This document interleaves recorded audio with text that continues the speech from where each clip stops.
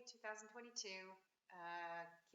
Crazy Kim here again, the crazy Canadian that stayed in a war zone. I can update you on what's going on, but I'm sure many of you are watching the news. If you're following me or following the news, you know that it's a lot of good and a lot of very, very evil, bad stuff that has been revealed. And it's not over yet. The big dog fight is going to be for the eastern and southern portions of Ukraine. So really still need your prayers on that. But wow, the victories this tiny little army did, this heroic and strong and brave army that I think only succeeded because of God, because of the worldwide prayers. We had like 300 Marines, Ukrainian Marines that were surrounded in Mariupol, and they were holding their ground for a very long time by themselves, but we thought they weren't going to come out. They thought they were fighting their last days, and everybody was praying for them, and yet another miracle happened, and the Ukrainian army broke through and actually got to them. So praise God for that, for all the wonderful things that have happened. I can see prophecy being fulfilled in many different ways, just from the environment that we're seeing now in the world, the global solidarity and things like that. It just looks like God is setting things up.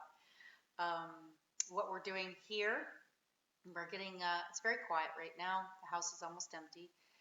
We just have one other worker, helper with us, volunteer, staying while his family is in Germany, waiting out the storm.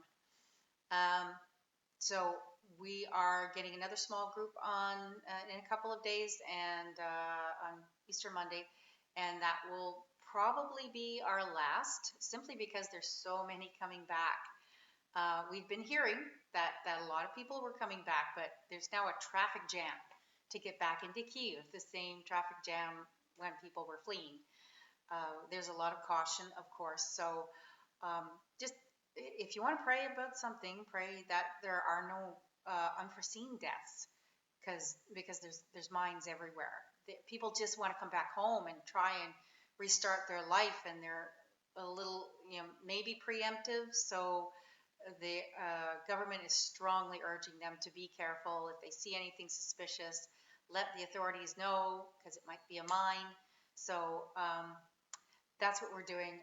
All the proceeds that we've received and other charities, I've given you a couple of links of where to give.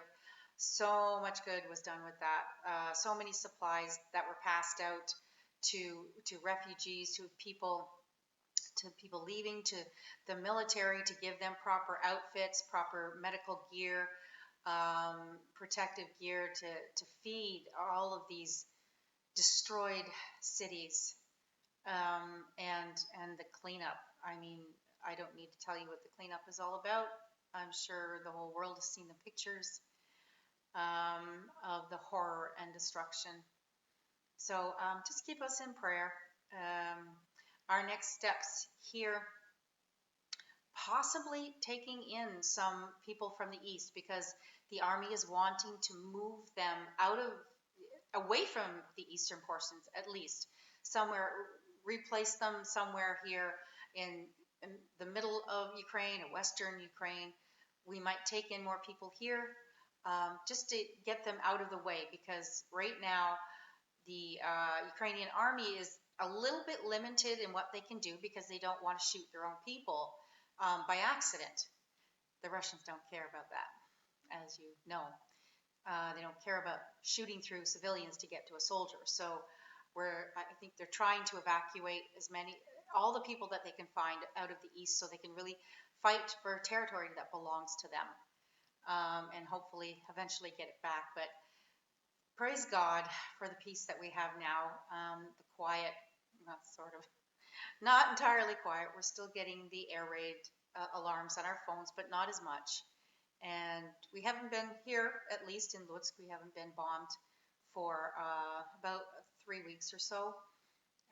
So just pray, just keep praying for Ukraine. Don't stop now just because there's been this great victory. Uh, they got the capital back. They're just, you know, an inspiration to the world. They're such bulldogs. um, I think Caesar Milan would call it the gladiators. They are the gladiators, and they fought for every inch of what was theirs. And it was a righteous fight because they didn't go to anybody else. The invaders came here. So praise God, Slava Bowl. Thank God for that. Um, Zelensky, the president, is also mentioning God a little more these days. What a big surprise he was. Turned from clown into you know number one chief commander in chief of this country, like strong, not begging, not groveling. He's assertive in but he's humble, which means he's listening to his generals and his commanders on what to do, especially militarily, what's best for his country and his people. Unlike Putin, who is the very opposite. He does whatever he wants and doesn't really listen to anybody, it seems. So, yeah, keep praying that. Always keep praying until it happens fully. Keep praying for the peace of Ukraine. For those Christian friends of mine who are always praying for the peace of Israel, just add Ukraine onto that, won't you? Till next time, guys. Thanks for listening.